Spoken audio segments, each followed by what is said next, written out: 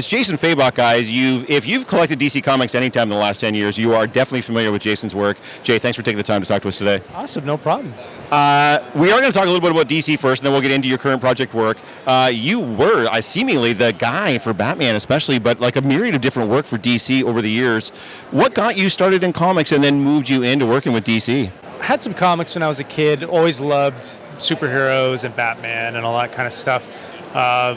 Was drawing my whole childhood. Remember taking art lessons and doing all that kind of thing. And when I was in high school, I had a really cool moment where my English teacher caught me drawing in class when I should have been reading Shakespeare. But turns out he was a huge comic fan, and he kind of said, like, looked at my work and said, dude, you should think about becoming a comic book artist. Wow. And then from there, I started picking up more and more comics, started going to the comic shop. I got really into Jim Lee and Hush. Batman Hush was a big book for me that really inspired me. And then I went to college for animation. St. Clair, yeah? Yep, St. Clair College. And then from there, I met David Finch, who is a local in my area, and he was working at Marvel at the time. And he kind of put me under his wing, and I did like a 6-month comic book boot camp kind of with him, learning directly from him. And then he felt I was at the point where I could put my portfolio out there, and he helped me get a job with DC, and that was it. And then I was at DC for 12 years or so, you know, working on Batman and all of my favorite characters. Sometimes I can't believe how it's all gone, but it was awesome, and I'm really thankful to Dave for taking me under his wing and showing me, and also helping me to get that first job. You know, he got me in. So, do you remember the first time you got paid for your art? Yeah, I do. It was actually for a panel in a David Finch book. Oh. He paid me to draw a panel for him. I had to draw like Washington, D.C., and he kind of was using it as like a lesson, like, okay, like I'm going to give you this page. I want you to draw like the tedious thing. Draw Washington, D.C. from way above. So I sat there and I drew that for him. But that was the first actual thing. And then, and then I did Superman, Batman issue 70 and 71 as like a fill-in artist. Yeah. And that was kind of my first foray into comics. And it was tough. It was like, here's a deadline. And it's like I'd never had a deadline like that, and it was very tough, but I made it and kept going, I guess. So, and that's going to actually segue nicely into the next question. So you worked for one of the big two for so long, and now you guys are going out on your own via Image Comics, but creator-owned through Ghost Machine. First of all, tell us a little bit about that project, and then how that differentiates between what you were doing with one of the major publishers and what you're doing now. Yeah, well, Jeff Johns, myself, Gary Frank, and Brian Hitch, we kind of were sitting down and trying to figure this stuff out. Like, we really had this desire to create new things, new mythologies, new characters, have books that were character-driven, and just concepts that are a little bit outside of the superhero genre, but still kind of have a little bit of that in there. Kind of like a motivation for it was just the fact that we wanted, as creators, we wanted to have more control over what we were doing, and also some ownership over it. Sure. And so one of the unique things with Ghost Machine is that the creators ourselves, we all own a piece of the company as well. Not just the books that we're doing, but the company.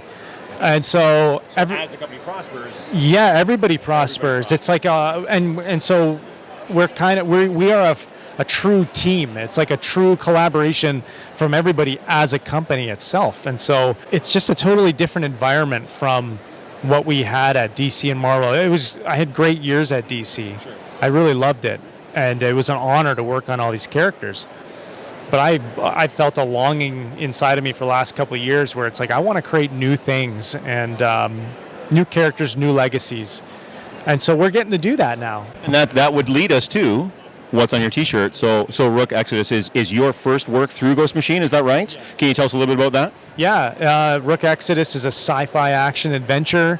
It's like Mad Max meets Star Wars meets Dances with Wolves, maybe. Oh, nice. You know, and and so it features these characters. They're on this dying world, and it was a world that humanity had full and total control over everything, including the animal life. And our hero Rook, he's what you call a warden, and he has this helmet that allows him to neural link with crows and rooks and ravens, right? There's other characters on this planet like Direwolf. She commands wolves, and our big bad guy Ursa, he has like this army of giant bears.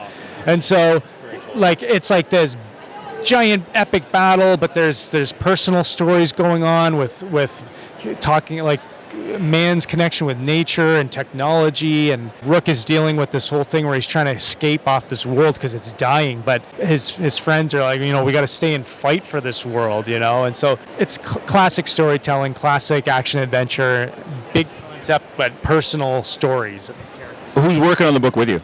Jeff Johns is writing it, and I'm drawing it, and Brad Anderson's coloring it, and Rob Lee's lettering it. We have an all-star team there. You guys ended up with so many amazing creators through Ghost Machine to be able to have this creator-led initiative. How important was it for you guys to get some of the best people in the business to make this work? Yeah, I mean, we wanted to do the best comics we could, and we wanted to get the best creators that we could. But it's important also to find creators that you gel well with from a company standpoint, that you're going to work well with. Because Jeff is a very strong believer in collaboration.